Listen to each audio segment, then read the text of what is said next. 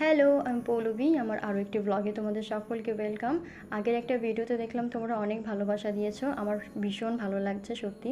মানে 26টা লাইক পড়েছে, মানে আমার কাছে স্বর্গেরই সমান। আর তোমরা অনেক ভালোবাসা দাও আমাকে, আরও আমাকে অনেক বেশি সাপোর্ট করো যাতে আমি আরও ভালো ভালো ভিডিও দিতে পারি তোমাদের কাছে।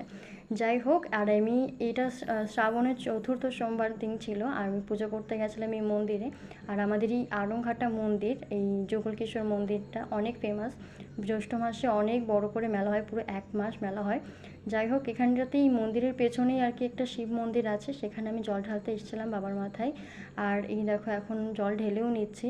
আর বাবার তো মানে কি বলবো, বাবার কাছে যাওয়া মানে যত কষ্টই হোক না কেন মনটা শান্ত হয়ে যায়।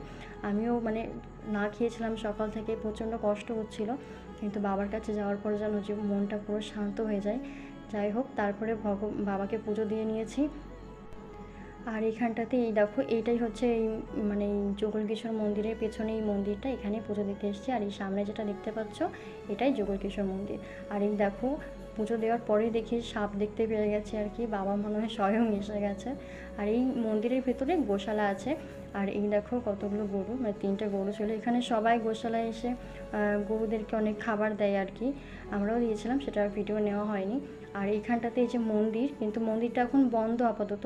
আর এই ঘন্টাটা এত উপরে, মানে আমি তো, কেউ বাজাতেই পারে না, মানে যারা একটু হাইটে শর্ট, আমিও প্রথমে পারছিলাম না, তারপর লাফিয়েই বাজাতে হলো আর কি।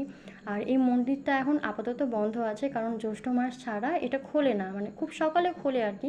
কিন্তু আমি তো খুব সকালে যাইনি, দুপুর হয়ে গেছিলো যেতে যেতে, সেই জন্য আর ঠাকুরের দর্শন পাইনি। আর এটা রাধাকৃষ্ণেরই মন্দির ছিল। আর এই দেখো আজকের ওয়েদারটা এত ভালো লাগছিল, আকাশটা এত সুন্দর ছিল, কি আর বলবো। যাই হোক, গরমও পড়েছিল ভীষণ। আর আমার এখন পুজোও দেওয়া হয়ে গেছে, এখন বাড়ি যাচ্ছি। যাই হোক, ভিডিওটা কেমন লাগলো কমেন্টে জানিও, আর আমাকে আরও অনেক অনেক অনেক বেশি ভালোবাসা দাও, তোমরা এইভাবে পাশে থাকো।